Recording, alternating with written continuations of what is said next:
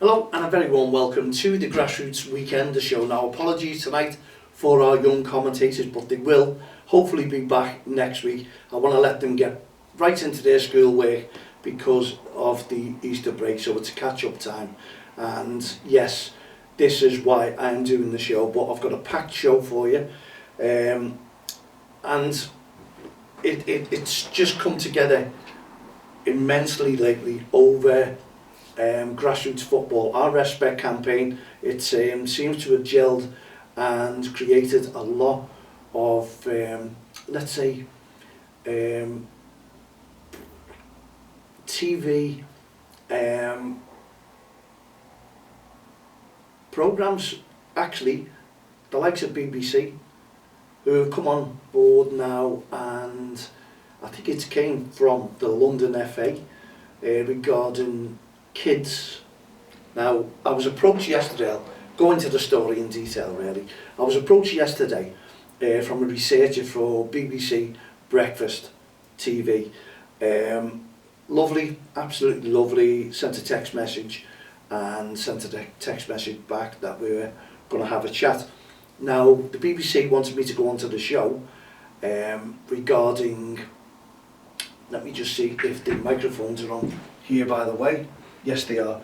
Regarding the behaviour of under 11s, as young as under 11s kids in grassroots football now. They're basically saying that it's come towards their attention that the referees are finding it hard with under 11s now, kids football, because their behaviour has become just as bad as the sidelines, but that stems apparently from the sidelines. So it's going into the kids, and which we've stated all along that problems in grassroots football are with the sidelines, and it could affect the children on the field of play in a sense of worryiness, being worried, being scared of grassroots football basically.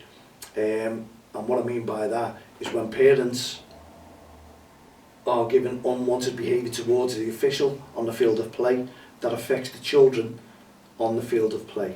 But in my honest opinion, right, this programme was set about to say that the young children are actually having a go at the referee because the role models, first and foremost, the role models are the parents and spectators, brothers, sisters, aunts, uncles, granddads, you name it.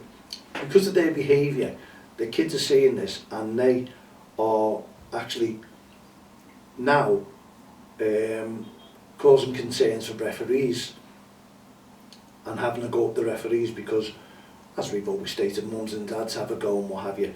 But I had to be honest about this.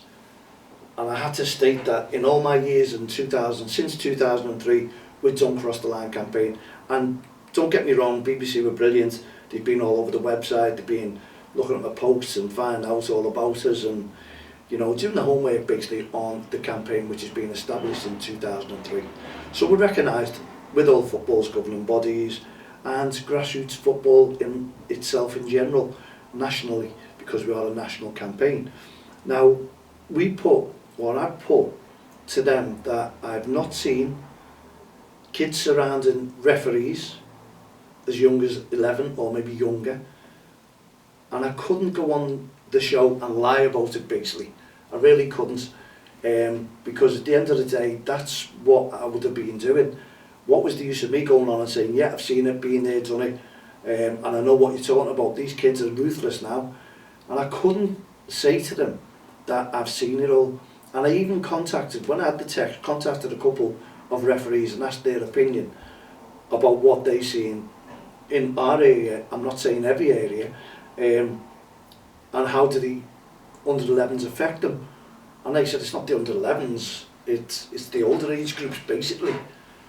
So your 14s, 15s, 16s will have a little go at the referee, but then again, they're not sort of surrounding referees, they're not really giving that verbal abuse. It still stems from the sidelines, from the parents, from the spectators, which, yeah, exactly, I echo their words, because That's all I've seen over the years. Now, if London is having these problems, obviously it's nice to make people aware of it, and let's see what the comebacks are. But I advise or ask all you people in the Northwest to get in touch with myself if you believe that this is the case and you've witnessed it. Mal at don'ttexttheline.com, add me as a friend on Facebook, Twitter, LinkedIn, all the social network sites. Now, obviously I wasn't going on to the show, and I've watched it this morning, and when I watched it this morning, it was mentioned about the kids as young as 11 years of age having a go, but what I saw a little fight that they started off with under 10s. Now, I've seen that on social media quite a few times going back a while ago, and I saw that incident and what happens with the parents after it, and again the parents after it. Now, fights happen and have been happening since I've started this campaign in 2003 from young kids, and it happens, and what you basically do, the coaches get on there, the majority of coaches stop it straight away, or the referee, and it stems, that's it, it's out. In this particular case, it carried on onto the parents, and what you could see then is the worry on the kids' faces because all the mums and dads were having a go, arguing, fighting, and that's all I know will happen. What it does do affects the kids when they see the parents having a go. It affects them on the football field. Now, I don't believe at the moment that the kids are being destructive towards the officials on the field of play. You'll get the odd one, we know that. This is what it is, the comments will come out from kids. I've seen this, and I've seen kids fighting right the way through all my years in grassroots football, and I think the coaches and even the referees will back me up on this. It gets, as they get older, it gets worse, but it all stems again from the parents onto the field of play. Now, I've witnessed kids having a go back at the parents, telling parents to be quiet, to shut up basically, and let them play football because it's affecting their game. And I've seen the worry in kids when mums and dads or the family members are having a punch-up on the field of play. I've seen them scared. That will scare the kids away from football if we're not very careful about it, and that's the message we need to get across to all adults who attend grassroots football games with the kids being involved in there. And that's what I've witnessed right the way through. So I've got to be open and honest, and I've got to say that I've not seen any conduct from teams. You'll see the odd one, but what we've got also take into account, and I had a couple myself in my team, kids who were suffering with autism, ADHD in the team, and that will stem, but what that will do, and what I've noticed, the behaviour doesn't go at the referee, it goes towards each other on the field of play, even their own teammates, and that's what I've seen in unruly behaviour. So we need to combat that, and then coaches and managers have a responsibility to inform the referee if any of the children are suffering with this side of things, and also it should be declared on the whole game system, the FA website, if any parents disclose that. So I reckon there's a lot of parents who do not disclose on the FA website or to their coaches or managers, so sometimes they're unaware until midway through the season when they get informed, because even leagues will go on there and see if there's any problems. So my advice is to a lot of parents out there, if your child is suffering from the likes of autism and mental health issues or ADHD, then please inform the FA, make them aware of it on the whole game system. Tell your coach, your manager to add that in, because they all need to know, and it's only there for the benefit of your child, because the referee is aware of it then, and they can take the proper action. Some will just can throw a yellow card instead of speaking now out. When we've done that and approached our referees, officials, they put their hands up, great, and they speak to the children in a different manner, because the kids will have a temperament on them. They'll want to not participate in the game, they'll want to threaten other kids. You've seen it all, and this is the what I've witnessed in grassroots football, and that is part and parcel of the game at the moment, because there's more and more kids, as I say, with those with autism and ADHD going into football games now, and there's, you know, we have to take that into account as well. But to be honest, I think the referee who was on there from London also stated that it rubs off. He didn't state that the kids were doing it. He was stating that the kids will copy their behaviour exactly like elite footballers do. You know, when you see kids, they're grabbing the corner flags, if the corner flag's up there, they're doing celebrations where the professional footballers do it, they're doing their own, and that's what they will copy and dissent. But I've not witnessed where a team have surrounded a referee at the moment or any dissent on that. And so, you know, I couldn't have really answered that, but I could have been on that show to actually state that yes, there is still problems with the parents, and yes, it could have a negative effect on an 11-year-old child or even younger. But the negative effect, I'd say, and I'm picking up on, is the kids want to walk away from football because they're petrified of seeing their own parents fight. They don't want that. They'll have a little go at their own age group, and then, you know, a couple of kids in a team will always have something to say. It'll be an odd one, you know, where the referee picks on it and puts it to bed straight away, and that's what is good officiating is about, to be honest. And they work with the coach and the manager to stamp it all out, and that's part and parcel of coaching as well, to stamp it all out and make the parents aware that, look, if anything like this will carry on, then we'll have to remove the child, and you've got your sin bins, and this is what happens. But you can get those results simply. Now, BBC could have looked at this and gone to the county FAs if they were stating that under 11s are all showing dissent towards officials, and get the facts and figures by how many bookings, yellow cards, red cards have gone in for under 11s because their age groups are there, and how many disciplinaries have they had. But it won't be from the kids. I'll tell you, it'll be from the parents on the sidelines, on disciplinary, when they get the fines. That's what it's all about. So there you go, there's my say on it. It's not a rant, it's just my opinion, what we've witnessed, and it's just honest facts, what we've come across.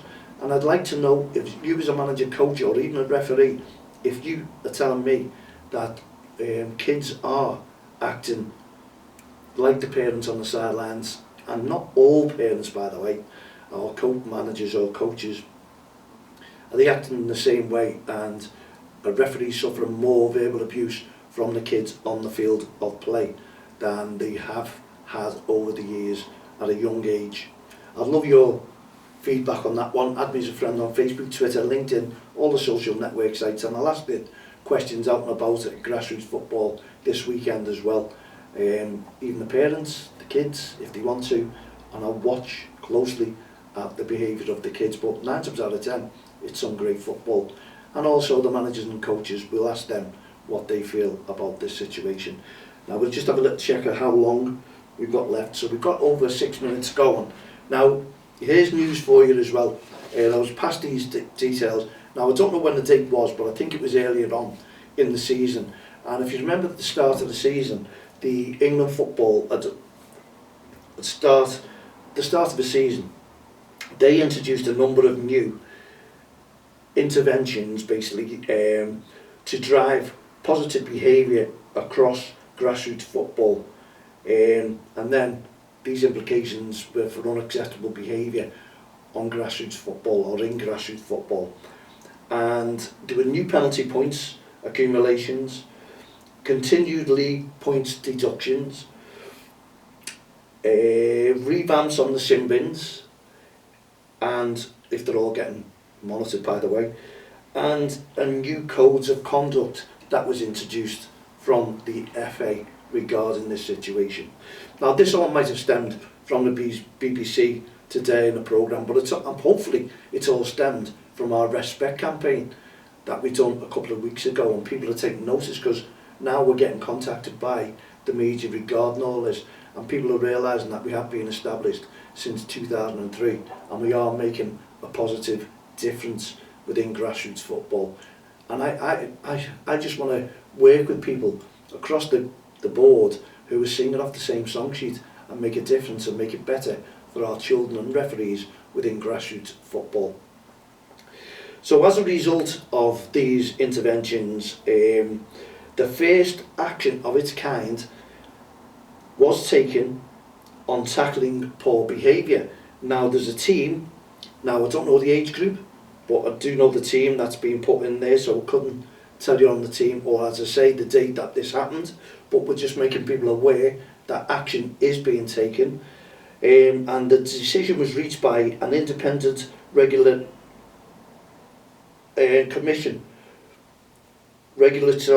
commission. I'm sorry, I can't read my own writing what I've done. It's all a bit scruffy at the moment.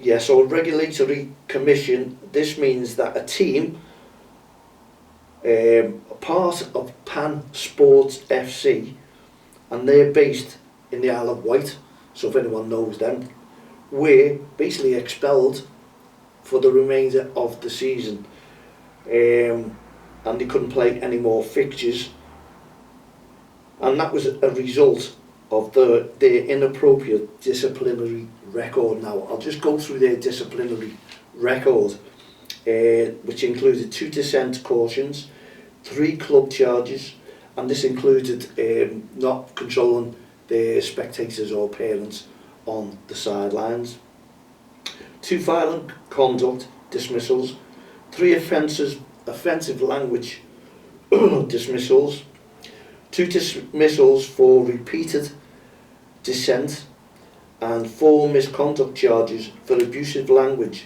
including and against a match official. So all those disciplinary records were put together, and England football took action and have expelled them. Now when they say for the remainder of the season, I'm not too sure, it doesn't state there whether they're going to be allowed back into their club for the following season. But the point of this is that they're actually taking action against teams in grassroots football. So we want everyone to be aware of irate parents and spectators on your sidelines, the damage they can now do within your team or club. So you need to emphasise and make a note of this and let the parents know and spectators what the FA are doing to combat poor behaviour on sidelines and on the field of play, also off the field of play. So reports are going in and leagues will help them, and I'm sure they're all keeping disciplinary records. Now I'm sure the referees, it's music to their ears, but they'd like to see a lot more teams expelled for their dissent record as well. So as we say, they have a separate commission panel on there, so dealing with this. So how that's conducted, I'm not too sure. Whether it goes through your local county FA, and then the county FA have to go to the FA and put their case. But then again, there will be appeals going in. I know that, so there'll be a lot more teams that haven't been expelled. That's not come up at the moment due to appeals, but I should imagine there'll be a lot more teams suffering the consequences of their poor behaviour on and off the field of play. So take that note in, please, and please, what do we do? What do we need? We need this campaign, just to remind you, because we are a massive deterrent for all this, and we can stop poor behaviour by just walking round.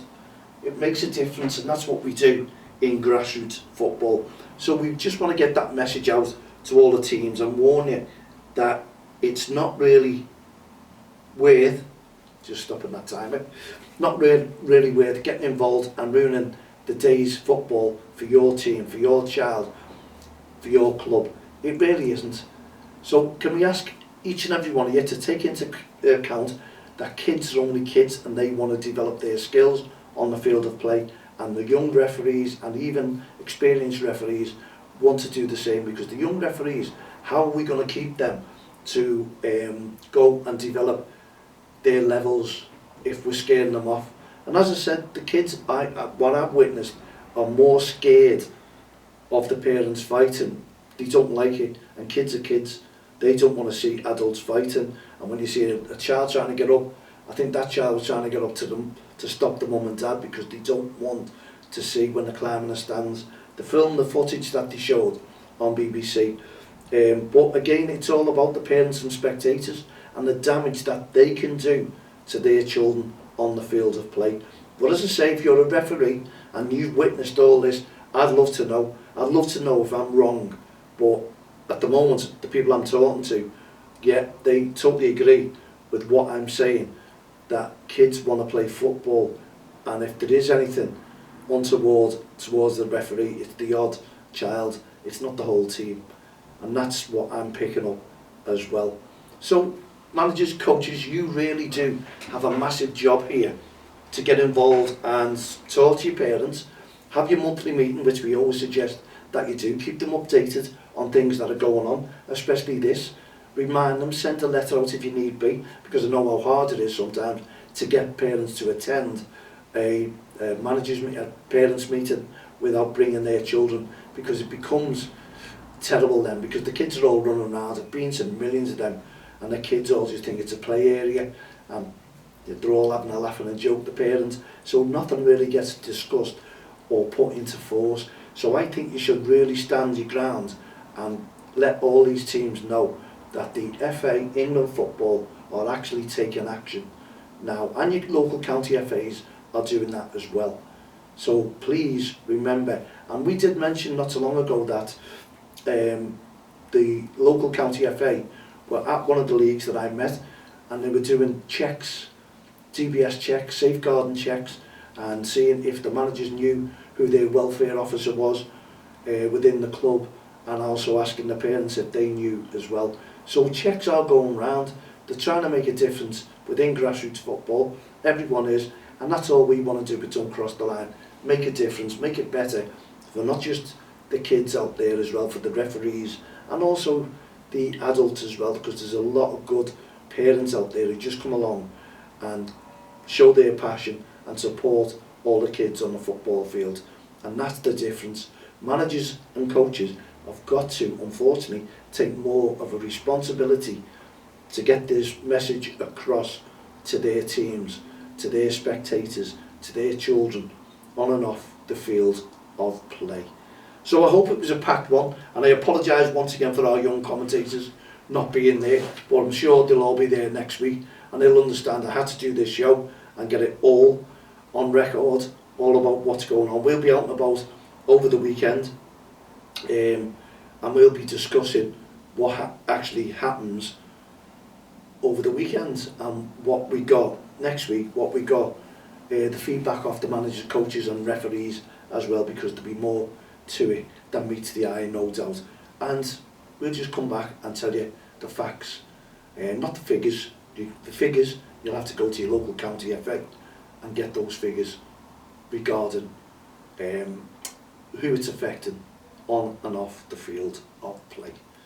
Thanks for tuning in to tonight's show. We'll be back again tomorrow, and then we're on Sunday as well. So whenever you're out and about, please show loads of respect on and off the field of play.